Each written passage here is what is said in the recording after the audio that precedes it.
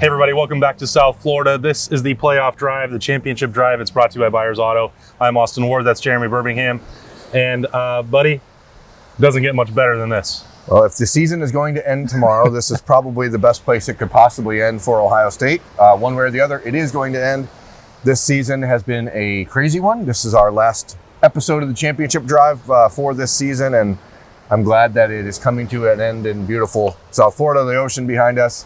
And it's hard. It's going to be hard when this is over to not be somewhat like emotional about how much of a toll this year has taken on people. And you can see it in Ryan Day's face on Sunday morning. They did the head coach press conference, and he just looked, I don't know if he looked pissed off, if he just looked beat down, tired. I just think that there's a lot of people who are going to be really glad when they're allowed to finally exhale on Tuesday morning. Yeah, I think, look, there's never anything truly exciting that comes out of that final press conference. I'm not sure who it exists for at this point, after all the media responsibilities. So Nick Saban, Sunday morning, looked completely disinterested, more disinterested than he normally would be with the media.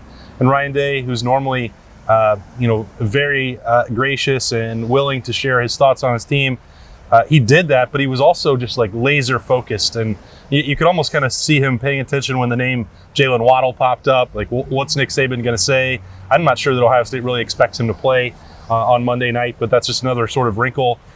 Alabama doesn't know 100% who's going to be on the availability report for the Buckeyes. Jalen Waddle gave Ohio State something to think about or maybe prepare for.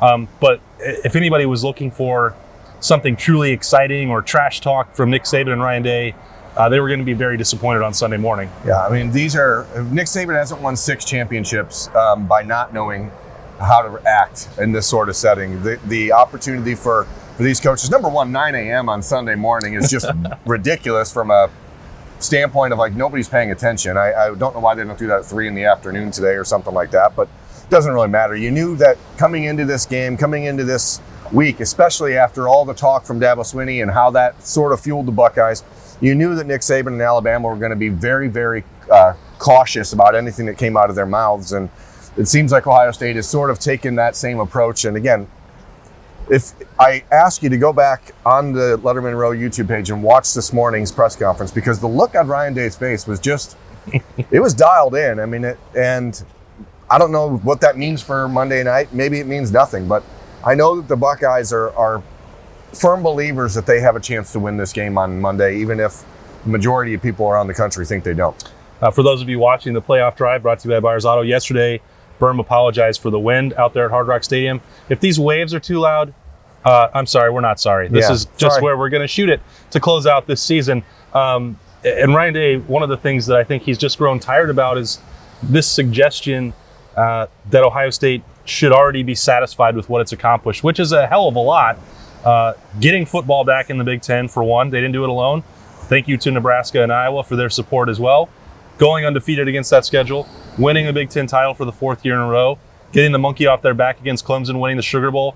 I mean, they will look back at this and feel really good about what they accomplished and the adversity they have overcome. But the final chapter is Monday night, and Ohio State, they're at a program just like Alabama or Clemson, where really their seasons only are viewed as successful when they win a national title. And that's really hard to do, and that's an unfair standard. That's why sometimes it's up to us to point out some of the positives along the way. But, he didn't want to have any of those conversations on Sunday morning. He said nobody talked about getting to the national championship. Ohio State talks about winning the national championship. Yeah, Nick Saban said it 2 weeks ago, and it was the message for Alabama going into the game against Notre Dame was, we didn't come this far just to come this far. And I think that that's poignant, and certainly the approach that Ohio State's had to take at this point, because there were so many people, if you go back to 2015 when Ohio State beat Alabama in the Sugar Bowl, a lot of people viewed that as sort of the national championship game, right? And then Oregon came out and scored on the first drive, and the Buckeyes were a drop pass away from being down 14-0 in that game. And you start to wonder, like, is this year different because you're going to play Alabama after Clemson? So it's not like you can rest on your laurels. And Ohio State has been very, very clear about the fact that they didn't care about just beating Clemson. They know they had to beat Clemson to get to the ultimate goal, and that ultimate goal is about 20 miles away down the coast here. So that's tomorrow night, and that's Alabama. And you knew coming into the season, there were 3 teams that were going to be far and away better than everyone else. And it was Ohio State, Alabama, and Clemson. And in a year of so much unpredictability, so many things that could have gone wrong, the cream always rises to the top. And Ohio State, as we said on yesterday's show, they seem like they're starting to get into rhythm. And you're starting to see a lot of young guys get into the flow of the offense and getting time on defense. And that's why it sucks when, like, Mayan Williams on Saturday night did tweet that he was not in Miami. So for those of you trying to piece together a roster, we are not ever going to call anyone out by name that has not called it out themselves or their family hasn't called it out. Mayan Williams will not be here. So Master Teague, Marcus Crowley, these guys are going to have to step up behind Trey Sermon if the Buckeyes want to be able to keep Alabama off balance on defense and to keep the Buckeyes on schedule on offense. I think no matter what, Mayan Williams is really impressed, but it's still only been, I think, 6 carries in the last 3 games. And he came in and did it. This was going to be the Trey Sermon show. Ohio State, once Tony Alford got comfortable enough that there was a lead guy that he could rely on, he wasn't going to needlessly work in that rotation and play 2 backs until if somebody could emerge and be that guy. Trey Sermon is unquestionably that guy. He's going to get every carry that he can stand tomorrow night against Alabama. And I wouldn't be surprised. Marcus Crowley, he had a little bit of an injury setback going into the year. He wasn't ready. And even when he started going through some pregame stuff in November, he still wasn't 100% back. My understanding is that the last 2 games, Marcus Crowley would have been ready to go if it got to that point. You take Mayan Williams out of the equation here. Okay, well, that's one other back who's not going to get a carry on Monday night. Master Teague, we've had this conversation a number of times. I don't know what he would give Ohio State that would be different really than what Trey Sermon can already do. He can handle everything that an Ohio State tailback should be able to do. Marcus Crowley may have a little bit higher top-end speed than Trey Sermon, so that could be a change of pace back, but I don't think it'll come to that. I think Trey Sermon will be run till the wheels fall off. Yeah, the Buckeyes are not going to, as you said, go out and just needlessly try to get 3 or 4 backs into the rotation. The idea is going to be very simple. Keep your best players on the field, and Trey Sermon has undoubtedly shown that he is the best running back in that room right now. So you're going to keep him on the field as much as possible against Alabama, but that Alabama is going to bring the wood. I mean, those guys hit, so guys got to be ready. I mean, Justin Fields obviously is going to play. He's as close to 100% as he's going to be, but CJ Stroud better be ready, man. Like Alabama brings the wood. Yep. And the way that Justin plays, and he's, I don't want to say reckless with his body, but he certainly doesn't shy away from contact.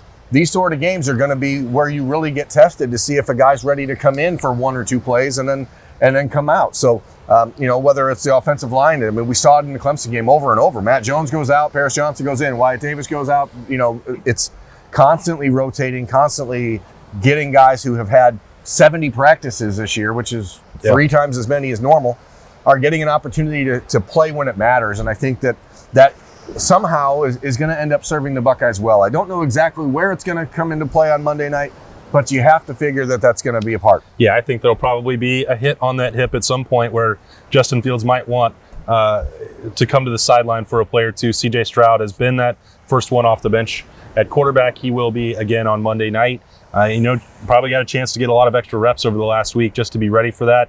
But Justin Fields, also for anybody paying attention to social media on Saturday night, was diving on the floor and playing some full contact table tennis with the Buckeyes once they arrived in South Beach. He looked fine. I don't think there's any concern about that. Again, you have to have storylines, I guess, in a week when Alabama isn't going to run their mouth like Clemson did, and a week when Ohio State's not going to make any dumb sort of statements. I guess you look for whatever storyline you can tell. I mean, I saw someone, I think it was maybe CBS, say that the mystery of Justin Fields, the mystery of his health. I'm like, what are you talking about? Yeah. What are we doing? You're talking about a 21-year-old kid who played the whole game against Clemson and has said repeatedly, I'm fine. And people are still saying the mystery of his health. Like, I wish, please, if you're in the media and you're watching this, stop doing it. Just stop. Stop manufacturing. There's plenty of things to talk about. You don't have to create things to talk about. Just come hang out on the beach in South Florida. Unbelievable. Relax a little bit. This bizarre, crazy, challenging season is almost to its end. It's been a pleasure covering it. Can't wait for one more night and one big game to do it as Playoff Drive and Championship Drive, brought to you by Buyers Auto, winds down. Berm and I, Austin Ward, we will be over there at Hard Rock Stadium on Monday night with full coverage of the Buckeyes against Alabama in the national championship game. Stay with us at lettermenrow.com.